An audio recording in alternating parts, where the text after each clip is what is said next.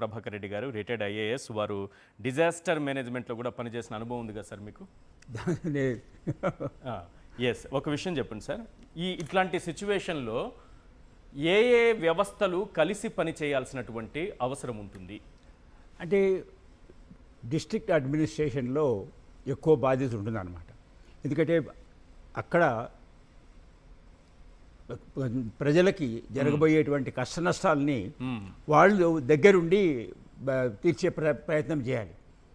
అంటే ఇప్పుడు రెండు జరుగుతున్నాయి ఇక్కడ. వర్షం వస్తుంది, గాలి వస్తుంది. అవును. తుఫాను వల్ల గాలి వచ్చినప్పుడు ఏమవుతుందంటే డ్యామేజ్ ఎక్కువ జరుగుతుంది. చెట్లు పడిపోవడం కానీ, కరెంటు పోల్లు పడిపోవడం కానీ, ఇళ్ళకు అంటే అదృష్టవశాత్తు ఏంటంటే గత 20 ఏళ్లలో మనకి ఈ థ్యాచ్డ్ రూఫ్ అంటే బోధ పాకలు కొట్టాలు లాంటివి ఇప్పుడు లేవు. చాలా వరకు మనం అవన్నీ పక్కా ఇళ్ళు అయిపోయినాయి, సిమెంట్ ఇళ్ళు వచ్చేసినాయి. ఏదో కొన్ని తీర ప్రాంతాల్లో చేపలు వేటకుపోయే కొంతమంది వాళ్ళు వాళ్ళ అవసరాలకి వాళ్ళ కన్వీనియన్స్ కోసమని వేసుకున్న పాకలు తప్పితే కోస్టల్ ఆంధ్ర అంతా కూడా మొత్తం ఆంధ్రాలో చాలా చోట్ల ఇప్పుడు పాకలు కనపడవు. అంటే నేను ఎందుకు చెప్తున్నానంటే పాకలు కనపడడం అంటే పాకలు ఉన్న రోజుల్లో చాలా ఎక్కువ డ్యామేజ్ అయ్యేది. అసలు తుఫాన్ వస్తుంది అంటే మొట్టమొదటి జరిగేది డ్యామేజ్ ఇళ్ళకి ఆ పూరి గుడిసెలు గాలికి ఈ స్థాయిలో గాలి వస్తే so partially damaged, fully damaged అనేటువంటిది ఒక పెద్ద లిస్ట్ వేసుకునేవాళ్ళం అనమాట, సర్వే చేసుకునేవాళ్ళం. ఎప్పుడైతే గుడిసె దెబ్బతింటుందో, వాటి రూపు దెబ్బతింటుందో, ఇంట్లో ఉన్నటువంటి వస్తువులు దెబ్బతింటాయి. వాళ్ళ బట్టలు కానివ్వండి, వాళ్ళ ఇతరుడు అన్ని ఏవే వస్తువులు ఉంటాయో వాళ్ళు వాడుకునేటి రోజు మంచాలు, చాపలు, బట్టలు ఏవైనా సరే అన్నీ కూడా డ్యామేజ్ అవుతాయి.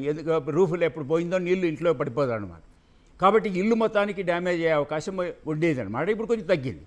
ఇప్పుడు కాంక్రీట్ ఇల్లు ఉన్నాయి. ఆ ఇళ్ళ వల్ల ప్రాణ నష్టం, ఆస్తి నష్టం రెండు తగ్గినాయి. రెండోది ఏంటంటే ఈ ఇల్లు కట్టినప్పుడు లో లయింగ్ ఏరియాలో కట్టేవాళ్ళు కాదు. ముందు కాలంలో పాకలు వేసేటప్పుడు ఏంటంటే ఎక్కడ అవకాశం ఉంటే అక్కడ పెట్టుకునేవాళ్ళు. ముఖ్యంగా ఈ కోస్టల్ ఏరియాలో కాలువల గట్టుల పైన, తర్వాత బీచ్లో ఉండేటువంటి కొంచెం స్థలాల్లో కట్టేవాళ్ళం. అవి లో లయింగ్ ఏరియాస్గా ఉండి ఎప్పుడైతే వర్షం వస్తుందో వాళ్ళకి ఇంట్లోకి నీళ్ళు వచ్చే అవకాశం ఎక్కువ ఉండేది, డ్యామేజ్ అయ్యే అవకాశం ఎక్కువ ఉండేది. ఇప్పుడు కొంచెం ఈ కొత్తగా కాంక్రీట్ బిల్డింగ్ ఇల్లు కట్టుకున్న తర్వాత కొంచెం బెటర్ ప్లేస్లో కట్టుకొని కొంచెం ఎత్తుగా ఉండేటువంటి ఫౌండేషన్ పైన ఒక ఇల్లు వచ్చేటట్టుగా కట్టుకున్నారు. దీనివల్ల ఏంటంటే మీరు చెప్పినట్టు ఆస్తి నష్టం కానీ, ప్రాణ నష్టం కానీ కొంచెం తగ్గుతుంది. రెండోది డ్యామేజ్ కూడా తగ్గింది ఇప్పుడు ఈ పాకలు కాదు కాబట్టి. సో ప్రజలకి లో లయింగ్ ఏరియాలో వాళ్ళంటే ఆ లోకల్గా ఉండేటువంటి రెవెన్యూ అడ్మినిస్ట్రేషను, మిగతా అధికారులు, ప్రభుత్వం వాళ్ళు ఏం చేస్తారంటే ముందు కాలంలో వాళ్ళందరినీ తీసుకొచ్చి ఎక్కడైనా ఒక స్కూల్లో పెట్టేవాళ్ళు. ఆ స్కూల్లో పెట్టి శిబిరాలని అంటే సైక్లోన్ రిలీఫ్ క్యాంప్స్ అని పెట్టేవాళ్ళం. వాళ్ళకి అక్కడ ఈ సైక్లోన్ ఆగిపోయినంత వరకు, వర్షం ఆగిపోయినంత వరకు, డ్యామేజ్ దానికి తగ్గించినంత వరకు వాళ్ళని ఇక్కడ పెట్టి వాళ్ళకి పాలిచ్చి భోజనాలు పెట్టి చూసుకునేవాళ్ళు అన్నమాట. ఇప్పుడు అలాంటి అవసరం తగ్గుతుంది. కానీ మిగతా ఇంకోటి కూడా సార్, ఇక్కడ మీకు కూడా కొంత ఇట్లాంటి సమయంలో కొంత ఇబ్బంది కలిగి ఉండొచ్చేమో. ఇళ్ళు వదిలి రావడానికి చాలా మంది ఇష్టపడరు. ఎందుకంటే ఇంట్లో దొంగతనం జరగచ్చు, విలువైన వస్తువులు పోవచ్చు, ఇవన్నీ ఆలోచించుకొని మేము ఇంట్లోనే ఉంటామంటారు. చాలా సార్లు జరుగుతుంది అటువంటి సిచ్యువేషన్. చాలా సిచ్యువేషన్ ఉంటుంది. నేను కృష్ణా జిల్లా కలెక్టర్ చేశాను. అవును. కాబట్టి నాకు తెలుసు అనమాట. ఎందుకంటే మచిలీపట్నము మన కోస్టల్ ఏరియాలో మ్యాక్సిమం సైక్లోన్లు వచ్చేది మచిలీపట్నం. అది జియోగ్రాఫికల్ ఫార్మేషన్ వల్ల. ఇప్పుడు అందుకనే 200 సంవత్సరాల క్రితము చెన్నపట్నం, మచిలీపట్నం ఒకటేగా ఉన్న వాటిని బ్రిటిషర్స్ మచిలీపట్నం ఎందుకు వదిలారు అంటే, చెన్నపట్నాన్ని ఎందుకు శ్రద్ధ చూపించారు, అది పెంచినారు అంటే only because of the geographical formation, ఈ సైక్లోన్ ఎఫెక్ట్ అనమాట. చాలా డ్యామేజింగ్గా ఉంటాయి. చాలాసార్లు సైక్లోన్స్ వల్ల ప్రాణ నష్టం జరిగింది మచిలీపట్నంలో. అవును. సో ఇప్పుడు కూడా మచిలీపట్నం ఎక్కువ ఎఫెక్ట్ అవుతుందన్నమాట. ఉప్పెన్ వచ్చినప్పుడు 77లో, ఆ తర్వాత అనేక సైక్లోన్లలో కూడా మచిలీపట్నం ఏరియా చాలా ఎక్కువగా ఎఫెక్ట్ అవుతూ ఉంటుంది. మొత్తం కోస్టల్ ఆంధ్రాలో 900 కిలోమీటర్స్ ఉంటే మనకి దాంట్లో కృష్ణా జిల్లా పర్టికులర్గా డ్యామేజ్ అవ్వడానికి అవకాశాలు ఎక్కువ ఉంటాయన్నమాట. ఇప్పుడు కూడా చాలా దగ్గర కృష్ణాకి, మచిలీపట్నంకి, కాకినాడకి మధ్యలో ఉంది. ఎక్కడ అవుతుందో అది నార్మల్గా తెలియదు.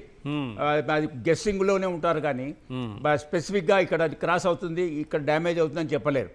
ఓన్లీ థింగ్ ప్రిపేర్ అయి ఉండాలన్నమాట. ఆ ప్రిపేర్ అయి ఉండడం ఏంటంటే ఆస్తి నష్టము, ప్రాణ నష్టం జరగకుండా ఉండాలి అంటే అక్కడ ఉన్న లోలయింగ్ ఏరియా వాళ్ళని కొంచెం అప్ ల్యాండ్లోకి తీసుకొచ్చి పెట్టుకోవాలి. తర్వాత ఇమీడియట్గా రిలీఫ్ క్యాంప్స్ చేసుకోవాలి. అంటే డ్యామేజ్ అయిన తర్వాత రేపు సాయంత్రానికి రెస్టోర్ చేయాలి. అంటే రోడ్ల పైన చెట్లు పడితే ట్రాఫిక్ ఆగిపోతుంది, చాలా ప్రాబ్లమ్స్ వస్తాయి. కరెంటు పోల్స్ పడిపోతే విద్యుత్ సప్లై ఆగిపోతుంది. అట్లాగే పైప్ లైన్లు ఏమన్నా డ్యామేజ్ అవుతే డ్రింకింగ్ వాటర్ సప్లై ఆగిపోతుంది. ఇట్లా రకరకాలుగా ఎప్పుడైతే నీకు డ్యామేజ్ జరిగిందో, ఏ ఆస్తులకు డ్యామేజ్ జరుగుతుంది, దాని కాన్సిక్వెన్సెస్ వల్ల ప్రజలకి కష్టం జరిగే అవకాశం. ఇంత టెక్నాలజీ లేనప్పుడు నేను అంటుంది ఈ టీవీలు లేకపోతే మన ఫోన్లు, మన చేతిలో సెల్ ఫోన్లు ఇవన్నీ లేని రోజుల్లో ప్రజల్ని అప్రమత్తం చేయాలంటే చాలా రిస్క్తో కూడుకున్న వ్యవహారంగా ఉండేదేమో అనిపిస్తుంది. అప్పుడు హ్యామ్ రేడియోలు వాడేవాళ్ళం. హ్యామ్ రేడియోలు అంటే అవి దానికి అది వైర్లెస్ సెట్లాగా పనిచేస్తాయి. ఓకే. సో ఎప్పుడైతే సైక్లోన్ వస్తుంది అనగానే ఎక్కడ ఎక్కువగా డ్యామేజ్ అయ్యే అవకాశం ఉండేటువంటి ప్లేసుల్లో హ్యామ్ సెంటర్స్ పెట్టేవాళ్ళు. ఓకే. వాళ్ళు అక్కడ లోకల్గా ఉండేటువంటి ఇన్ఫర్మేషన్ గ్యాదర్ చేసి వాళ్ళు ట్రాన్స్ఫర్ చేసేవాళ్ళు. దాంతో హెడ్ క్వార్టర్స్కి తెలిసేది, ఓకే, ఇక్కడిక్కడ ఇదయింది, ఇంతమంది ఎఫెక్ట్ అయ్యారు, ఇంత డ్యామేజ్ అయింది, మాకు సప్లైస్ పంపించండి. ఓకే. నార్మల్గా కోస్టల్ ఏరియాలో సైక్లోన్ మాన్యువల్ అని ఉంటుంది. మేలోనే దాని ప్రిపరేషన్ మొదలు పెడతారు. ఎందుకంటే సైక్లోన్ వచ్చినప్పుడు చెట్లు కొట్టాలంటే ఈ కమ్యూనికేషన్ వ్యవస్థ మనకి డెవలప్ కావడం కానీ, ఫోర్కాస్ట్ కానీ కరెక్ట్గా మనం అంచనా వేసి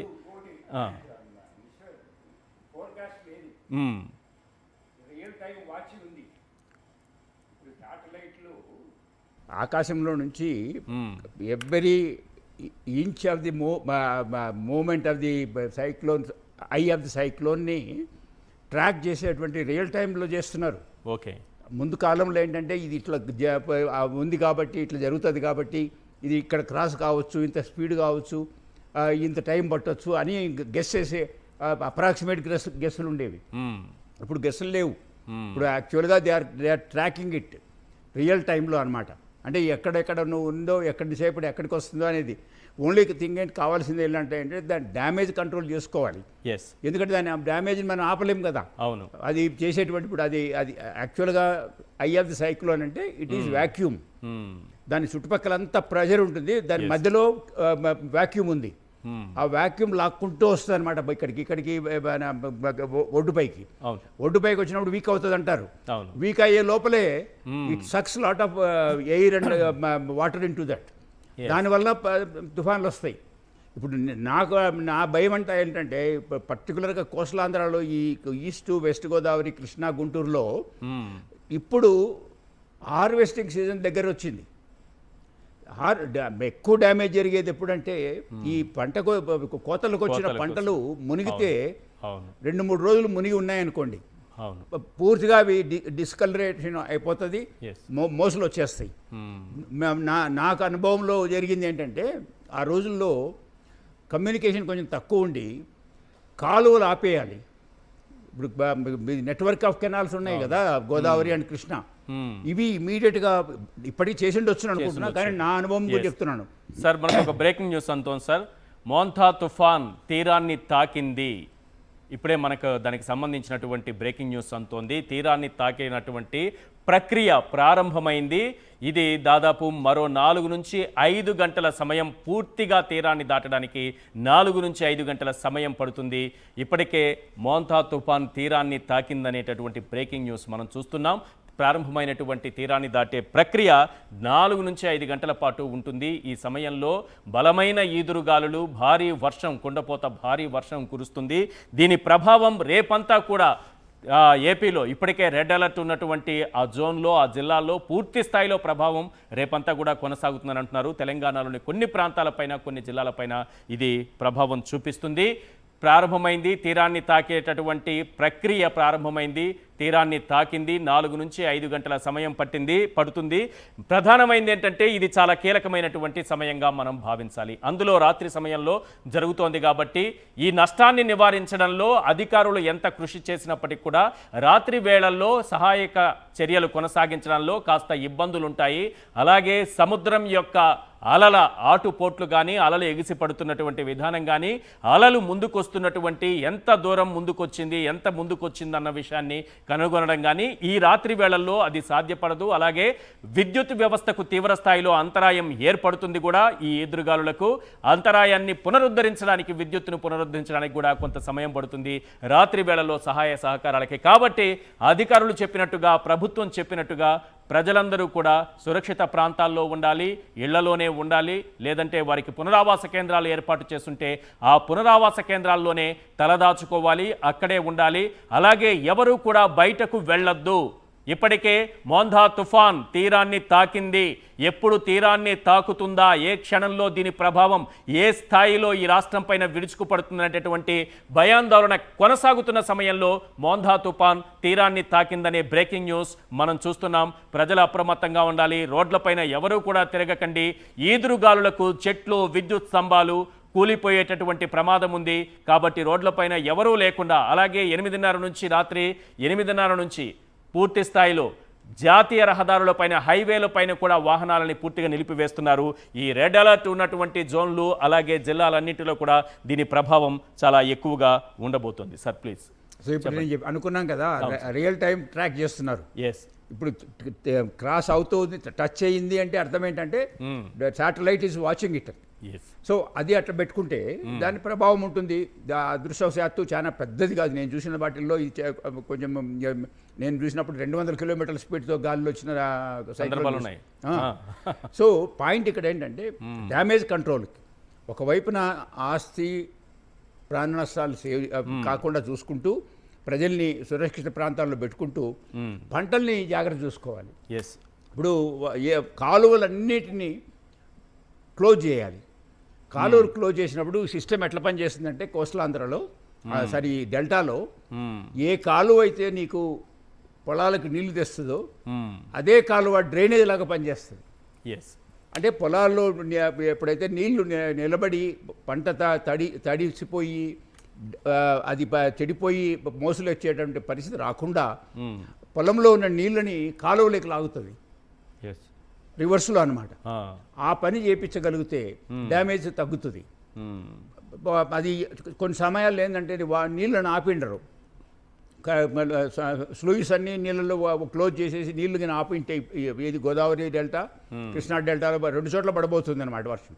కాబట్టి దే మస్ట్ ఇప్పుడు చేయాల్సిన పని ఏంటంటే ఎంత వీలైతే అంత తొందరగా పొలాల్లో నుంచి నీళ్లు బయటికి పోయే ప్రయత్నం చేయాలి. దానికి ఒక పక్కన మన ఇవి ఉంటాయి, డ్రైన్స్ ఉంటాయి. డ్రైన్స్తో పాటు కాలువలు కూడా, ఫీడింగ్ కెనాల్స్ కూడా డ్రైన్స్గా పనిచేస్తాయి. అది చేపించుకోగలగాలి. రైట్.